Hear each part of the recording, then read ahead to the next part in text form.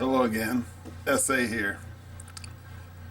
On my previous video about anarcho-tyranny, I mixed up Dinesh D'Souza's and Sam Francis's publications. Sam Francis worked at the Washington Post, not the New York Times. Why did I get mixed up? I don't know, I guess it's the lack of imagination when it comes to publications. I mean, think about it. You have two newspapers in the DC Beltway. One's called the Washington Post, one's called Washington Times. And of course, while the content is different, the names are, like I said, very similar. And therefore, someone who doesn't read either of those rags, well, you can get them mixed up pretty fast. And that also includes the New York Times. But now that I got that apology, let's get on with the video, shall we? Does your workday grind leave you downtrodden and empty? Are you feeling anxious about the coming holiday to the point where you're unsure you can cope? And does it all make you want to go super sane on the whole world? Hold on, wait a minute, take a chill pill. SA here, and when I'm not sounding like a complete ignoramus on the computer, I'm also a published author, and I have a deal for you. Don't miss out on the thrilling and captivating American book series Glitch. This one-of-a-kind series combines literary fiction and crime, creating an adrenaline-fueled adventure to keep you on the edge of your seat. Available now on Kindle or paperback. Grab your copy today at Amazon, Barnes & Noble, or your local bookstore. You won't regret it. The links are below in the description. And I'm not some one-hit wonder either. I got other books coming down the pike. So if I don't lose my mind and do something crazy... Nation, Lois. For a minute there, you almost had me convinced. For a minute. Bye-bye, baby. You'll see those books soon enough. Now let's get back to the video. Hello again, SA here.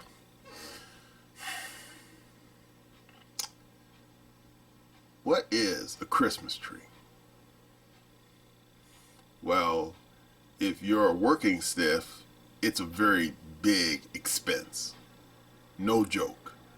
In fact, there's a video on the computer right now showing some schmuck who was so lazy and desperate to get a Christmas tree, he hung out in the Walmart parking lot and waited until someone bought the Christmas tree and then quietly snuck over to their SUV, clipped the damn twine that was holding it to the people's car roof, and then took it and put it in the back of his SUV and drove off with it. $250. Man, that is pricey. I wonder if some Tiffany cufflinks came with that damn Christmas tree. But hey, it's not a total loss. The family got a new Christmas tree from the vendor when everyone saw the security camera video. And unfortunately, the clown who stole it, they didn't get his face. So, well, there you go. Maybe Walmart should invest in better security cameras instead of using a potato. But anyway, Christmas trees, as we know them today, haven't been around that long. Now, of course, humans have been using trees as part of various pagan rituals going as far back as, prehistory. Indeed, according to the computer, one of the earliest known records of humans using trees as part of some kind of tradition was the ancient Romans. They used to have a ceremony celebrating the god Saturn, and wait for it, you're gonna love this part, that holiday actually fell in December on the old Julian calendar, which we don't use anymore. At Christmas, but then other people also used trees for their ceremonies, such as the Vikings and the Saxons. And even the people in the Baltic states, Estonia, Latvia, whatnot. But then things changed sometime in the late Middle Ages, 16th, 17th century. And that's when we started getting actual records of people, using trees as part of a Christian ceremony. Hello, no one is available to take your call. Please leave a Ignore message that. after the tone. But anyway, one of the first examples was in Portugal. And I don't remember exactly all the details, but it had to do something with some regiment of Caesarean something or other in some monastery in Portugal. Supposedly they had some weird ritual involving oranges and candles placed on a laurel branch. So yeah, sounds like a dangerous prospect, especially that candle sets the branch on fire, but whatever. But then eventually the Protestants, particularly the Lutherans in Germany, they started using evergreen trees exclusively as part of a Christmas ritual. And before you could say Joe Blow, eventually just kind of spread all over Europe and eventually the world. So there you go. But this video is not about the history of Christmas trees, okay? Or even scumbags stealing Christmas trees. No. This is about Governor Hair Gel, aka Gavin Newsom. Since he's been governor, they had a regular tree lighting ceremony at Sacramento, state Christmas tree. They have one in D.C. for the national Christmas tree, so you figure every state should probably have a ceremony too, right? Well, guess what?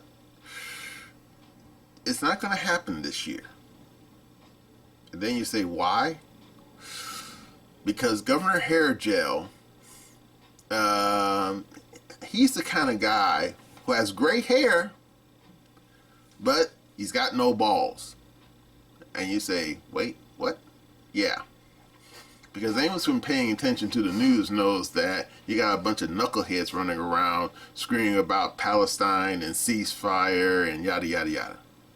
Well, guess what? These people threatened to show up at the tree lighting ceremony. And to avoid any kind of scene over 6 o'clock news, Governor Hair Gel is going to decide to have a virtual tree lighting ceremony. I don't know exactly what that entails. Maybe he's going to, go to Mid-Journey and have some AI version and put on the official state of California website. I don't know. Whatever. And then you say, well, that's probably prudent because Christmas trees are expensive affairs, and he probably doesn't want to have a bunch of knuckleheads showing up with Palestinian flags, creating a scene, and probably throwing a couple of Molotovs at the damn Christmas tree and setting the damn thing on fire. And I'm thinking, yeah, I guess you could probably say prudence is a form of virtue, I suppose. However, and wait for it, the same group of clowns threatened to do the same thing at Rockefeller Center. Now, of course, anyone who watches 30 Rock knows what I'm talking about, or at least watches reruns of it. And they've been having a regular Christmas tree lighting ceremony, I guess, since the Rockefellers still owned the building. Well, what did the people at Rockefeller Center do? Did they basically fold their ball sack into the crack of their ass and scurry away like a scared rabbit? No. They just went to the damn mayor and said, hey, we got a bunch of doofuses want to gate crash our shindig. Can you help us out? And the mayor said, sure. And before you can spell the word cop convention, there was probably more NYPD out there than there was parishioners, including protesters. And therefore, they didn't get nowhere near that Christmas tree.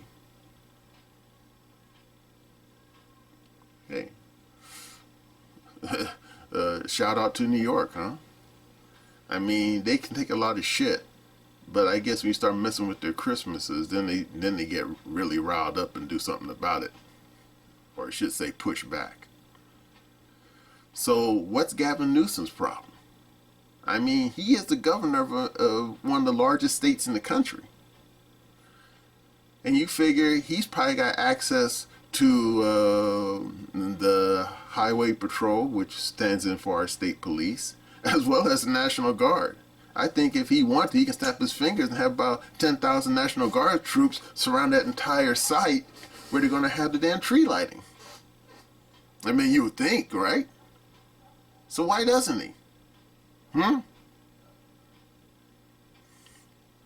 And you could say, yeah, he's probably a dickless wonder. Oh, great hair, but guy's got no balls. Or, wait for it, maybe he's more than a little sympathetic to these knuckleheads. And he's probably kind of half worried that maybe these people vote. Well, guess what, Newsom? You're in your second term. You can't run for a third. So who gives a shit what these people think? In fact, most of them are probably not even here legally. So they can't vote anyhow. They're just going to send them a damn absentee ballot in the mail with someone else's name on it. But I'm not going to get into that. Yeah. The governor of California does cancel Christmas, but only in Sacramento and only for the tree lighting ceremony. Now, anyone out there who has a tree in their house or is planning to get on a tree, and I don't mean creeping around in the Walmart parking lot looking to steal someone else's tree off of their damn raggedy ass SUV. No, I ain't talking about you fools. You fools can go to the damn Twin Towers downtown and deal with the damn sheriffs down there. No, I'm talking about good citizens. Good citizens like you who are planning to cash in your loose beer cans and go into the recycling bin to scrape enough coins together to get yourself maybe a little Charlie Brown Christmas tree, you know, where all the branches all kind of bent and kind of going all witchy way.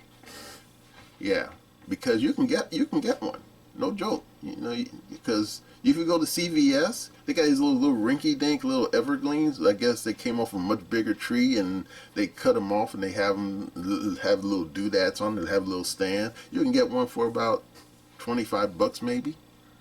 Of course, it's only like a desktop model. You can't like sit it on the floor and put all your finery on it. I mean, it looks too scrawny for that. But you can probably put it on your, you know, on your dining room table, you know, with all the various, you know, the junk you're gonna stuff your face with. But it's just a suggestion. You don't have to do it. No, you people, you're gonna have your Christmas, and hopefully you have a really good one.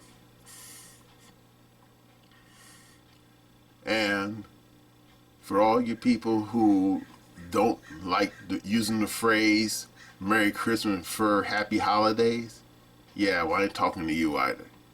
It's Christmas, okay?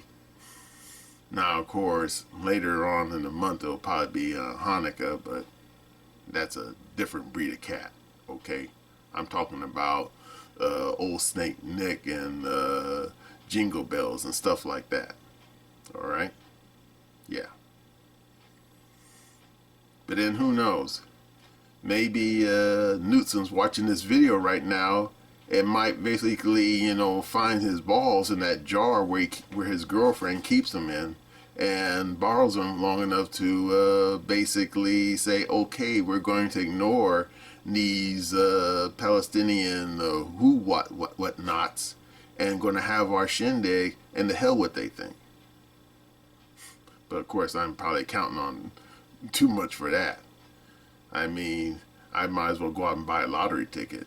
The chances of that happening. Yeah.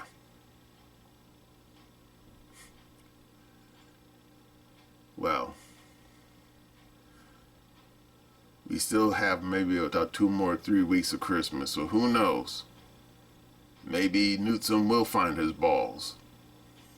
Or maybe his girlfriend flushed his balls down the toilet along with his spine. Yep. Well, that's all I got to say about the dickless wonder we have as a California governor. And that's my opinion.